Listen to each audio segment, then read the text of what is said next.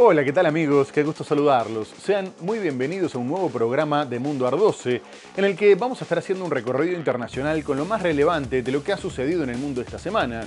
Y en esta oportunidad vamos a estar hablando de todo lo que tiene que ver con los conflictos en Medio Oriente, con el fin de la primera etapa del acuerdo de paz en Gaza, la guerra en Ucrania y las negociaciones de paz con Rusia. Vamos a abordar otras cuestiones como la tensión en Estados Unidos por el asesinato de la policía migratoria, los reclamos de Donald Trump por Groenlandia, la situación en Venezuela y mucho más. Así que ya mismo nos ponemos en marcha con el programa. Acompáñennos. Se trata de las primeras negociaciones directas conocidas entre Moscú y Kiev sobre el plan propuesto por Washington para poner fin a la guerra que ha dejado decenas de miles de muertos desde 2022. Estados Unidos presentó el jueves su visión de una nueva Gaza, un ambicioso proyecto que plantea transformar en apenas 3 años el devastado territorio palestino en un complejo urbano de rascacielos frente al mar. Netanyahu saludó el apoyo de su aliado estadounidense Donald Trump y sus enviados especiales, pero negó que como parte del plan por fases para el cese de hostilidades en Gaza, ahora tocara reconstruir el territorio de las ruinas. Irán advirtió el lunes que responderá de forma contundente ante cualquier agresión de Estados Unidos. Agentes federales de inmigración de Estados Unidos mataron a un hombre en Minneapolis el sábado. Se espera que el jefe de la patrulla fronteriza de Estados Unidos, Greg Bovino, abandone Minneapolis el martes. El secretario general de la OTAN, Mark Rutte, ha insistido este lunes en que Europa es incapaz de defenderse sin el apoyo militar estadounidense. El presidente Donald Trump amenazó el sábado con imponer aranceles del 100% a las importaciones canadienses a Estados Unidos si se concreta un acuerdo comercial entre Canadá y China. Vamos a comenzar el programa hablando de la guerra en Ucrania. Rusia, Ucrania y Estados Unidos mantuvieron en Abu Dhabi la primera ronda de negociación trilateral para alcanzar un acuerdo de paz y la primera con representantes de ambas partes desde las que tuvieron lugar en Turquía hace 4 años. Las conversaciones fueron calificadas por Washington como productivas, aunque destacó que quedaba trabajo por hacer, mientras que el mandatario ucraniano Volodymyr Zelensky dijo que todavía era muy pronto para sacar conclusiones, pero que el encuentro había sido positivo. Poco antes, Zelensky se reunió con Trump en el Foro Económico Mundial de Davos, tras lo cual comunicó que había 3 documentos negociados con Estados Unidos que estaban casi listos y que abordaban futuras garantías de seguridad y acuerdos de reconstrucción. Y el enviado especial de la Casa Blanca, Steve Witkoff, se encontró en Moscú con Vladimir Putin e informó que habían tenido muchos avances y que solo quedaba un punto por resolver. A su vez, Donald Trump destacó que solo el mes pasado habían muerto 30.000 personas, por lo que si los mandatarios de Rusia y Ucrania no lograran un acuerdo de paz, serían estúpidos, aunque rebajó las expectativas al considerar que no creía que fueran a alcanzar un acuerdo de seguridad. La cuestión más difícil sigue siendo la territorial, dado que Moscú ya aclaró que no iba a aceptar ningún acuerdo que no incluyera el retiro completo e incondicional de las tropas ucranianas de las regiones recientemente anexionadas, mientras que Kiev sigue negándose a ceder territorio. De cualquier forma, las delegaciones van a volver a encontrarse el 1 de febrero, en un proceso que también se destaca por haber dejado afuera a Europa, que exigía participar de las negociaciones. Son las primeras negociaciones directas conocidas entre Moscú y Kiev sobre el plan propuesto por Estados Unidos para poner fin al conflicto, que ha dejado decenas de miles de muertos desde 2022. Pero en Kiev muchos habitantes han perdido la esperanza. Bueno, eso significa que estas negociaciones son la forma en que Rusia está inclinada a proceder. Si hay negociaciones, entonces tienen que detener esto de alguna manera, si de verdad quieren la paz, para mostrar sus intenciones de algún modo. Y si hoy están bombardeando, pues no lo sé. En Kiev y su región, una persona murió y 8 resultaron heridas el viernes en un ataque que alcanzó una tienda, mientras que 27 terminaron lesionadas a causa de bombardeos sobre Kharkov, en el noreste del país. Rusia, que afirma bombardear solo objetivos militares, atacó Ucrania con más de 370 drones y 27 misiles el viernes por la noche, según las autoridades ucranianas. Apuntó a las regiones de la capital, Chernigov, Sumy y Kharkov. Los bombardeos nocturnos dejaron a más de 1 millón de personas sin electricidad en Kiev y la región de Chernigov, en medio de temperaturas que descienden a diario por debajo de 10 grados Celsius. Las negociaciones para poner fin a la guerra desencadenada por la invasión rusa a gran escala en febrero de 2022 se estancan en el espinoso tema territorial. El Kremlin reiteró el viernes que Kiev debe retirar sus tropas de la cuenca minera e industrial del este de Ucrania, en gran parte controlada por Moscú. Ucrania depende en gran medida del apoyo financiero y militar occidental para hacerle frente a un adversario más numeroso y mejor armado. Se trata de las primeras negociaciones directas conocidas entre Moscú y Kiev sobre el plan propuesto por Washington para poner fin a la guerra que ha dejado decenas de miles de muertos desde 2022. Rusia exige la retirada plena de las fuerzas ucranianas del Donbass, un territorio industrial y minero del este de Ucrania que incluye las regiones de Donetsk y Lugansk, y mayormente controlado por Moscú. El Kremlin centra sus exigencias en Donetsk, que controla parcialmente y sigue siendo el epicentro de los combates. La reunión en Abu Dhabi llega un día después de 2 encuentros de alto nivel, uno en Davos entre el presidente ucraniano Volodymyr Zelensky y su homólogo estadounidense Donald Trump, y otro en Moscú entre el presidente ruso Vladimir Putin y los emisarios estadounidenses Steve Witkoff y Jared Kushner. Zelensky calificó de positivo su encuentro con Trump en Davos, aunque reconoció que el diálogo fue complejo. No obstante, aseguró haber alcanzado un acuerdo sobre las garantías de seguridad que Estados Unidos debe ofrecer a Ucrania para disuadir a Rusia de volver a atacar una vez que termine el conflicto. El último ciclo de negociaciones directas tuvo lugar en julio de 2025 en Estambul, pero solo se acordó intercambiar prisioneros y cuerpos de soldados fallecidos. El frente en Ucrania sigue sin movimientos importantes, dado que las condiciones son cada vez más difíciles por la nieve y las bajas temperaturas, y los avances son de unos pocos kilómetros, más allá de que Rusia ya combate dentro de Konstantinovka y Limán, 2 ciudades estratégicas de Donetsk. Por su parte, los ucranianos ya no hablan de derrotar a Rusia en el campo de batalla, sino de hacer que tenga tantas bajas y que el costo de la guerra sea tan grande que decida poner fin al conflicto. Y con este objetivo, el presidente ucraniano Volodymyr Zelensky dijo que intentarían provocar 50.000 bajas rusas por mes, unas declaraciones que sorprendieron en medio de las negociaciones. De cualquier forma, Rusia continuó bombardeando la infraestructura energética, lanzando cientos de drones y misiles contra Odessa, Kiev y Kharkov, donde tuvieron que evacuar a miles de personas por la falta de electricidad. Además, se destaca que como la región del noreste se encuentra a oscuras y se reserva la energía para zonas de interés militar, estas se vuelven fácilmente detectables para Rusia. En este contexto, Zelensky les pidió a sus aliados que le enviaran urgentemente defensas antiaéreas, destacando también que los ataques estaban dejando varias víctimas civiles y que el retraso en los envíos costaba vidas. A su vez, pidió que respaldaran la adhesión de Ucrania a la Unión Europea para el 2027, afirmando que era una garantía de seguridad clave, no solo para su país, sino para todo el continente. No obstante, Kiev escaló su conflicto con Hungría y aseguró que el mandatario Víctor Orbán era una amenaza para su pueblo y que estaba usando la guerra con fines electorales, al tiempo que advirtió que responderían a cualquier acto hostil. En Kiev y su región, una persona murió y 8 resultaron heridas el viernes en un ataque que alcanzó una tienda, mientras que 27 terminaron lesionadas a causa de bombardeos sobre Kharkov, en el noreste del país.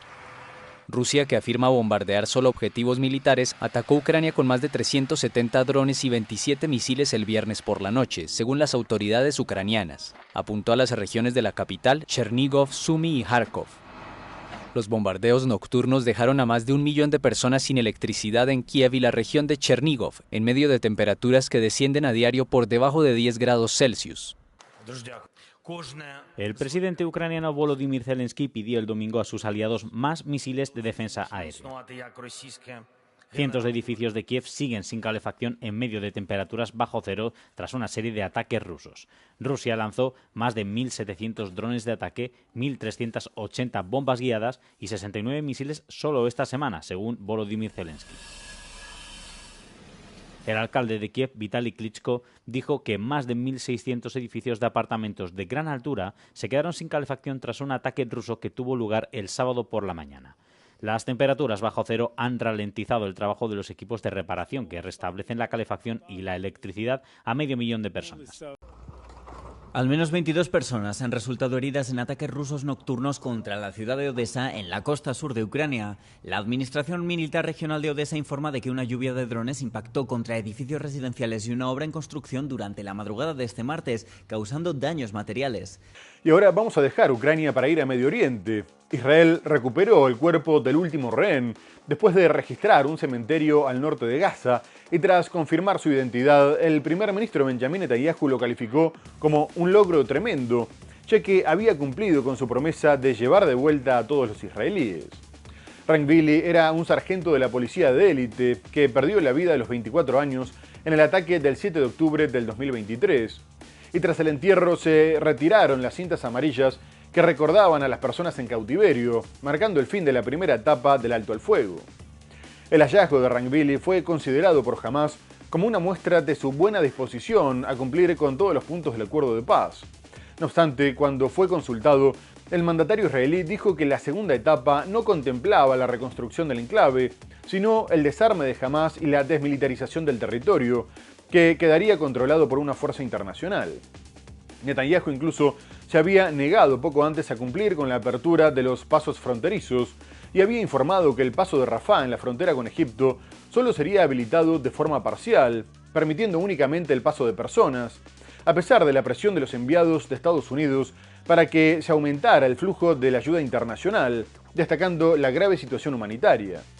A su vez, Hamás acusó a Israel de exigir condiciones imposibles para abrir el paso de Rafah, como la instalación de un puesto de control israelí dentro del cruce, mientras que el secretario general de Naciones Unidas, Antonio Guterres, destacó la importancia de respetar el acuerdo de paz y pasar rápidamente a la segunda etapa. No hay más rehenes en Gaza. El primer ministro israelí, Benjamin Netanyahu, se congratuló este lunes de que su ejército hallara el cuerpo de Rangvili, el último cautivo que permanecía en el enclave palestino desde octubre de 2023. El ataúd cargado por la Armada israelí fue repatriado y su familia pudo honrar sus restos. Desde el Parlamento y otros puntos del país se retiraron de solapas y edificios públicos los lazos amarillos, que hasta ahora se usaron en memoria de los rehenes. Netanyahu saludó el apoyo de su aliado estadounidense Donald Trump y sus enviados especiales, pero negó que como parte del plan por fases para el cese de hostilidades en Gaza, ahora tocara reconstruir el territorio de las ruinas. Estamos a punto de entrar en la siguiente fase. ¿Cuál es la siguiente fase? La siguiente fase consiste en desarmar a Hamás y desmilitarizar la franja de Gaza. La siguiente fase no es la reconstrucción. Por su parte, Hamás afirmó que la recuperación del cuerpo de Giblin muestra su voluntad a la tregua, una afirmación sustentada por Trump en declaraciones a medios locales. En tanto, en terreno, Tel Aviv afirmó que reabrirá el cruce fronterizo de Rafah, que separa Gaza de Egipto, aunque solo lo hará de manera parcial y para el paso de personas exclusivamente. Un extremo que denuncian los gazatíes, a la espera de una ayuda humanitaria todavía insuficiente y con decenas de camiones esperando a cruzar. Ahora, para los palestinos, un nuevo interrogante. Israel dijo que mantendría el asedio hasta recuperar a sus rehenes. Con ese hito superado, las tropas de Tel Aviv siguen rodeando a los gazatíes, controlándolos por tierra, mar y aire, mientras la paz o la idea de convertir a Gaza en un resort a gran escala siguen atendiendo a los tiempos, especialmente de Washington. Poco antes, Israel había vuelto a romper el alto al fuego en Gaza, atacando con tanques y aviones a la población civil, matando a 11 personas, entre los que se encontraba un niño de 10 años que fue alcanzado por un tanque en el centro de Gaza y otro de 13 años murió por disparos en Han Yunis, al sur del enclave. Asimismo, también perdieron la vida 3 periodistas que iban a filmar un campamento de desplazados, pero su auto fue bombardeado. Esta nueva ofensiva tuvo lugar unas horas después de haber emitido la primera orden de evacuación obligatoria e inmediata de un barrio de la Franja de Gaza desde el cese de hostilidades. Más tarde, Israel los definió como sospechosos, dado que estaban operando un dron, mientras que el Sindicato de Periodistas de Palestina destacó que solo buscaban documentar el sufrimiento de los civiles. De cualquier forma, continúan los preparativos para el plan de posguerra, que fue presentado por el yerno de Donald Trump, Jared Kushner, en el Foro Económico Mundial de Davos. La visión de Washington incluye convertir el enclave en una zona de turismo costero con 180 rascacielos, la mayoría de los cuales funcionaría como hoteles, y la construcción de un puerto y un aeropuerto cerca de la frontera con Egipto. Además, informó que los trabajos de remoción de escombros ya habían comenzado y que todo estaría terminado en 2 o 3 años, detallando que varios gobiernos harían las primeras contribuciones, pero también llamó al sector privado, prometiendo increíbles oportunidades de inversión, aunque destacó que todo dependería de la desmilitarización de Hamás. Estados Unidos presentó el jueves su visión de una nueva Gaza, un ambicioso proyecto que plantea transformar en apenas 3 años el devastado territorio palestino en un complejo urbano de rascacielos frente al mar. La iniciativa fue anunciada por el presidente Donald Trump durante el Foro Económico Mundial de Davos en Suiza, al presentar su llamado Consejo de Paz, un organismo concebido inicialmente para supervisar la reconstrucción de Gaza, pero que aspira a intervenir en la resolución de conflictos internacionales en competencia con Naciones Unidas.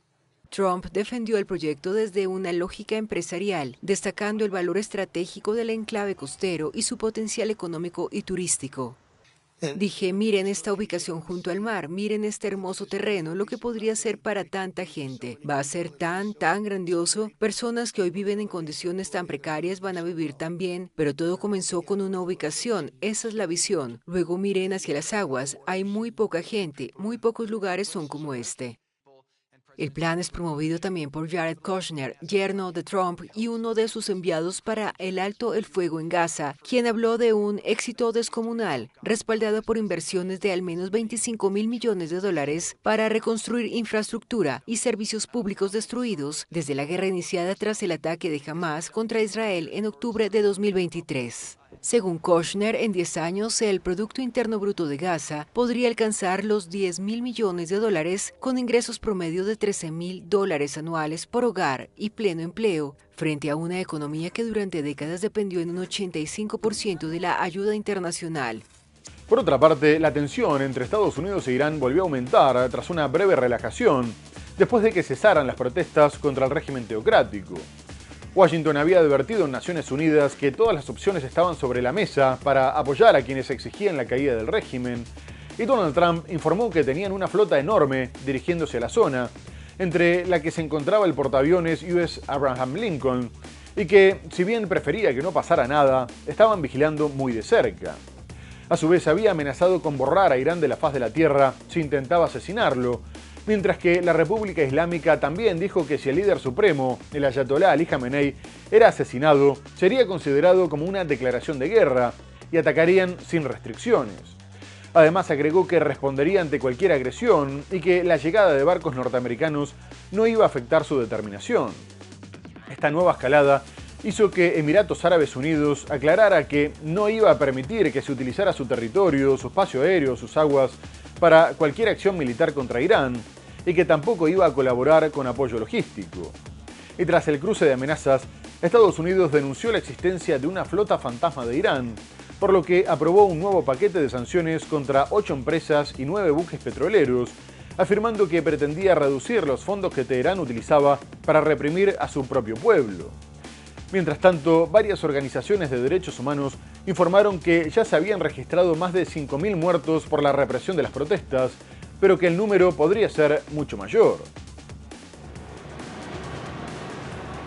Irán advirtió el lunes que responderá de forma contundente ante cualquier agresión de Estados Unidos, en un contexto de creciente tensión tras el refuerzo de la presencia militar estadounidense en Medio Oriente, con la llegada del portaaviones USS Abraham Lincoln. El Ministerio de Relaciones Exteriores de Irán advirtió de una respuesta contundente que provocará arrepentimiento ante cualquier agresión. Además, informó que Irán tiene confianza en sus propias capacidades. En una aparente referencia al portaaviones, añadió que la llegada de un buque de guerra de este tipo no afectará la determinación y seriedad de Irán. El Comando Central responsable de las operaciones militares estadounidenses en Medio Oriente y partes de Asia Central anunció que el navío está desplegado actualmente en Medio Oriente para promover la seguridad y estabilidad regionales. La Cancillería iraní emitió el mensaje en un momento en que la ONG Human Rights Activist News Agency, con sede en Estados Unidos, informó que la represión de las protestas en Irán ha dejado cerca de 6.000 muertos y que está investigando miles de casos más, con dificultades por el bloqueo de Internet que se mantiene desde hace 18 días. Las protestas comenzaron a finales de diciembre con marchas por la crisis económica y derivaron en un movimiento masivo contra el régimen teocrático establecido desde la Revolución de 1979, con manifestaciones masivas a partir del 8 de enero. El presidente Donald Trump mantiene abierta la posibilidad de una intervención militar tras amenazar a Teherán en el momento álgido de las protestas. Muy bien amigos, tenemos que hacer una breve pausa comercial y enseguida regresamos para hablar de la tensión en Estados Unidos por el nuevo asesinato de la policía migratoria, de la situación en Venezuela y mucho más. No se vayan, ya volvemos.